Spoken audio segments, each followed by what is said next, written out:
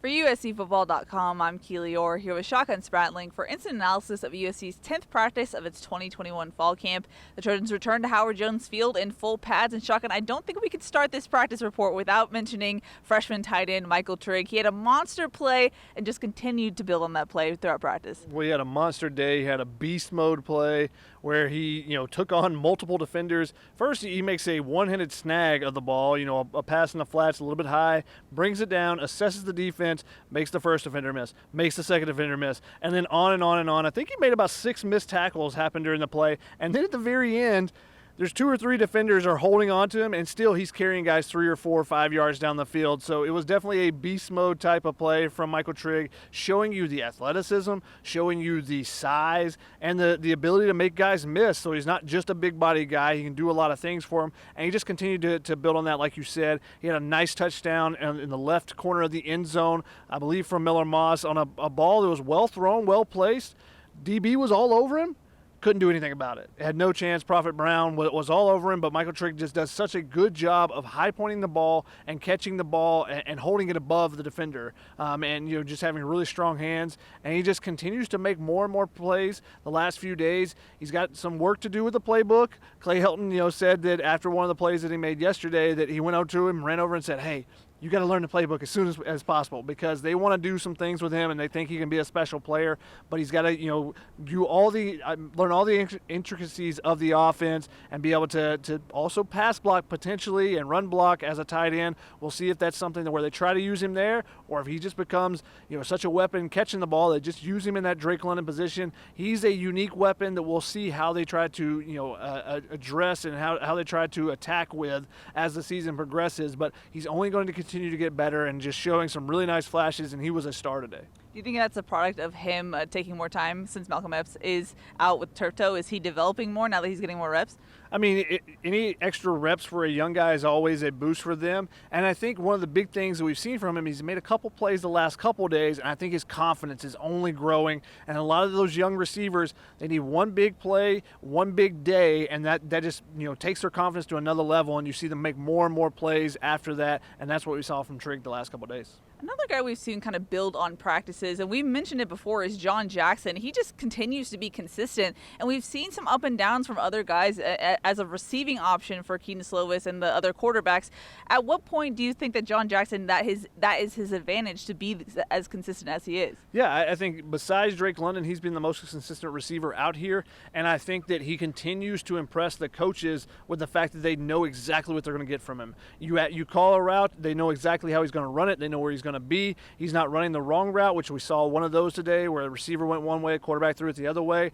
That's not happening with John Jackson. Always on the right page, and he knows multiple positions. So he's kind of like a Swiss Army knife. That's what Seth Dagey kind of called him, and said that they can put him in different spots. So he's a guy I think is going to earn more playing time this year than he's seen in his career, just because of his consistency and the fact that those other guys you might get a little bit more speed from one guy or a little bit more height from a different guy, but John Jackson's just going to give you a consistent effort. He's going to make every play. So he may not break that 50-yarder that Taj Washington may be able to get behind the defense, but if you need a third down catch, that's the guy I'd be looking for, because he's shown he's got great hands, consistently going to catch the ball away from his body. Even when he takes a hit, he's been able to bring all the balls in as well. Mm-hmm.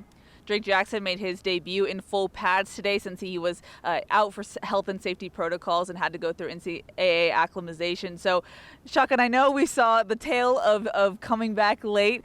His first play, what he can do, and his second play, he still has to acclimate a bit. Yeah, definitely. The first full pad, full team period play that he's in comes screaming off the edge, drills Vavae Malapea in the backfield, tackle for loss. And, I think that got to Vi a little bit, because the next play, there was a play, comes back towards Drake Jackson, puts a juke on him and leaves him in the dust. And that kind of shows you the difference of, hey, what he can do versus he's still a little bit of rust. He's got to shake that off and get back into full form and be able to break down and make those tackles in the backfield. So you have 2 consecutive tackles for loss instead of 1 tackle for loss and then a couple-yard gain for Vavae after that one. Mm-hmm. And the return of Drake Jackson in full pads means we got to see both Drake Jackson and Corey Foreman together on the field. What were your initial takeaways from that look? Yeah, Corey Foreman was back in at practice today as well. He's one of the guys that was nicked up a little bit yesterday, got him. So we saw those guys being bookended on the two corners in some pass rush situations with Nick Figueroa, Tuli Tuipulotu.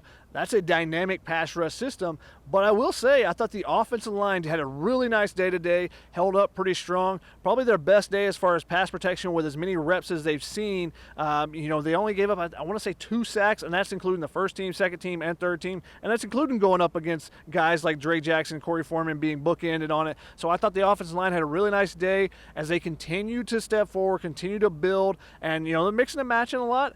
But, Clay McGuire, what he's doing so far, it seems like it's working for the group, and I think you're seeing some signs that they're showing some more consistency. That's going to be a key for the offense at every position is consistency, but I think that they're taking some steps forward, and again, confidence. I think the offensive line's confidence. I talked with Andrew Voorhees a little bit, and he said that's one of the things that's kind of stood out to him is that the offensive line group, they're more physical because of the strength staff, and they're more intense because of Clay McGuire. And that's giving them more confidence overall as well. Well, I got to talk to USC's offensive line coach, Clay McGuire, today, and he agrees with your assessment that USC does have a dynamic pass rush. He said with 99 back, it's a whole new level of intensity. But he was saying that it gives the offensive line a lot of looks, a lot of practice to see what they're going to see on game day. A couple notes from him, too, as well. He said that Cortland Ford was a guy that stood out to him during the one-on-ones. The drill we talked about yesterday, we noted that as well. And then he also said that he streamlined pre-snap communication. That's something we heard from Brett Nealon today, and you heard from Andrew Voorhees.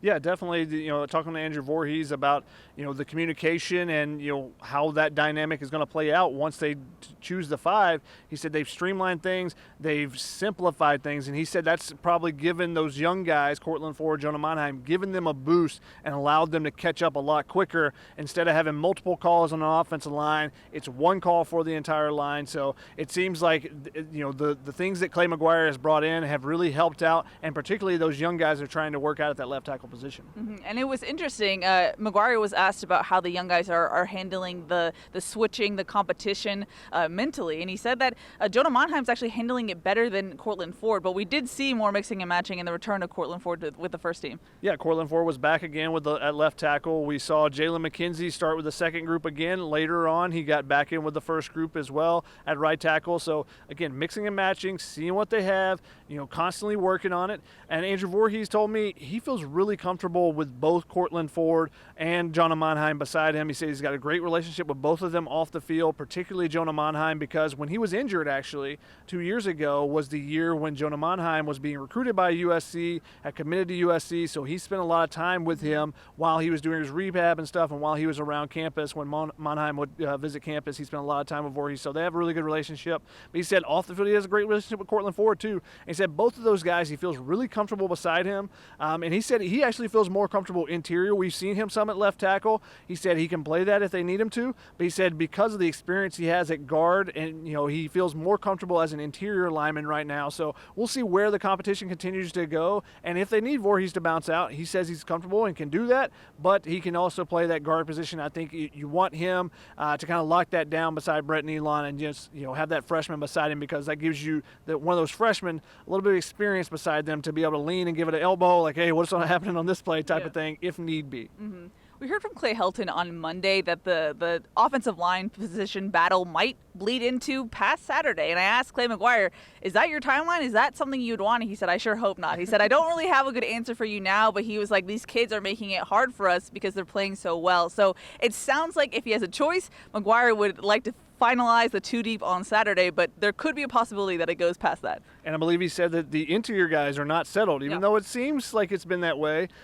Some other guys are getting some work in there as well. Justin Dietrich continues to make some plays with the second group at the guard position. Unfortunately, today we saw Liam Douglas kind of come up a little bit gimpy, the second team right guard. So we'll see, where it goes. Mason Murphy, the left tackle with the second team, continues to get a lot of work. Did see Casey Collier back today. Really important note there. He's still going through. He's not full pad yet. He's got to go through the acclimatization period. So we'll see. When he gets back, is he with the second team? Does he get some reps at left tackle and right tackle? Is it just We'll see where he's at. That's going to be an interesting piece. One of the things that Andrew Voorhees I thought was very interesting. He talked about the physicality of the offensive line. Talked about how they feel stronger and all that, and it's giving them more confidence. He said, "Look at our group. you don't see anyone missing practice. Everyone is practicing as everyone has been healthy, and they're really going at it. So, they've got a deep group, and outside of Casey Collier going home for a personal reason, everyone has been healthy and been in practice. So really a lot of competition going on there, and I think it's pushing a lot of the people. I think that's what Clay McGuire told you as well, that everyone's, that competition is really pushing everyone. Yeah, McGuire said it's a cliche, but the interior line competition is really boosting everyone's play overall. But you dipped into it, Chuck, on the injury updates. We saw some good news, and we saw something bad happen on the field today. Yeah, unfortunately, Josh Jackson Jr., the wide receiver turned DB, who's been playing really well at the cornerback position and pushing, especially with Chris Steele missing a couple practices. Did see him back out at practice today, and Isaac Taylor-Stewart missing some practices, still out. But he was pushing and getting some first-team reps. Unfortunately, he went down with a knee injury during a punt return situation. I don't know if he banged knees, if he got clipped, exactly what happened. Looked pretty serious. A couple of the staffers, took a knee and said a prayer. We'll see where he's at tomorrow. Hopefully, it's just a minor thing, a sprain or something, and he'll be back in a couple days, but it did look pretty serious. We'll see where that one is at. Greg Johnson also was out with an injury as well. We saw some ice around his left leg, possibly a knee or a shin area. So, a couple of DBs getting banged up. That's a very deep group, but also already lost a couple of season injuries, in the last week. So, those numbers can get thin really quickly at a position like that. So we'll see where they're at as they go forward. Mm-hmm. And then Darwin Barlow was actually a positive we saw today. He was doing full-on sprints in his rehab time, and he looked pretty much 100%. Yeah, Darwin Barlow looked really good. That's a hamstring issue, so we'll see when he starts cutting a little bit, how it pushes off and those type things. But some other positives, Kyron Ware-Hudson, we saw him get his first opportunities in one-on-one situations. We've seen him doing some individual work and catching the ball and stuff, but not actually going up against the DBs, so that was good to see there. And in the same drill, Ethan Ray. Yeah. First time we've seen him out there after the second ACL tear and coming back from that, so really nice to see him. And Ethan Ray had a pretty good day in the one-on-ones, too. He looked like a dynamic weapon, so it could be another option in the interior. The inside receiver and tight end group, there's a lot of options there. We're going to see who's going to be that number 2, number 3, number 4 options outside of Drake London. Keaton Slovin's got a lot of weapons this year. Mm-hmm. And some other question marks. Kyle Ford, we didn't see be a full participant today. And then Drake London, that's a guy who we mentioned on Saturday did not participate in the scrimmage, and now we're wondering if that's because of injury. It sounded like it from him talking to the media. It sounded like he said something about how they had to kind of take the helmet away from him because he wanted to go back in. They're being super cautious with him, obviously. He's the one guy that, has already proven himself more than anyone else on this team right now. So, with so many options behind him that they're trying to figure out who's number 2, 3, 4, I think that's part of the reason. Let's just make sure you're healthy. You're going to be our guy come your Biletnikoff, potential winner there. We'll see, how that progresses as well. But, I think they were being very cautious with him, but he was back out there today and showing no signs of wear and tear at all, because he caught one pass, snagged it away from the DB, turns upfield and takes on the safety, throws his shoulder instead of stepping out of bounds. Easy right there, out of bounds, and coaches are probably going, Drake, it's practice, just step out. But that's just the way he is. That's his mentality. And he also said one of the interesting things that Drake London said is he felt like a proud papa today. And what he was talking about is Michael Trigg, who's kind of fulfilling that similar role that Drake London was as a freshman, playing that big receiver slot position, and also a two-sport guy as well. So we'll see if Trigg talked about a little bit with the media about how he's going to talk to the basketball coaches, potentially be on the basketball team as well after the season. But, after seeing the big plays, Drake London had a big smile on his face and said, oh, that's my boy right there. That's my little boy. And Michael Trigg also had a big fan club. Oh, he did. Yeah. This is one of my favorite things about covering college players. Corey Foreman, Malcolm Epps, and Drake Jackson were just behind the scrum. There's so many media members wanting to talk to Michael Trigg, and they were like, Trigg, we love you. And then Drake London came in, and he was like, Trigg, please notice me. So it was a fun time for sure. But I was going to say it was like a father-son moment there, because it reminded me of Drake London's touchdown against UCLA. Mm-hmm. Now, Trigg didn't score, but it was one of those things where he was just carrying defenders with him. Yeah, 3 or 4 times where he could have went down. He just keeps going. You look at the play afterwards, and like, how did that just happen?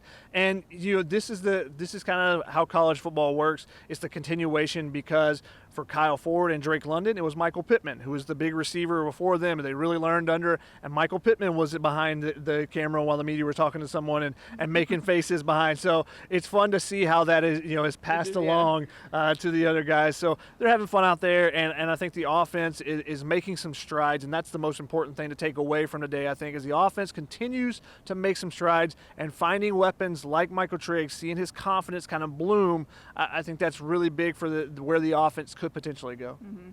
Alrighty, that's going to wrap it up for USC's 10th practice of fall camp. For Shotgun Spratling, I'm Keely Eure. For more, check out uscfootball.com.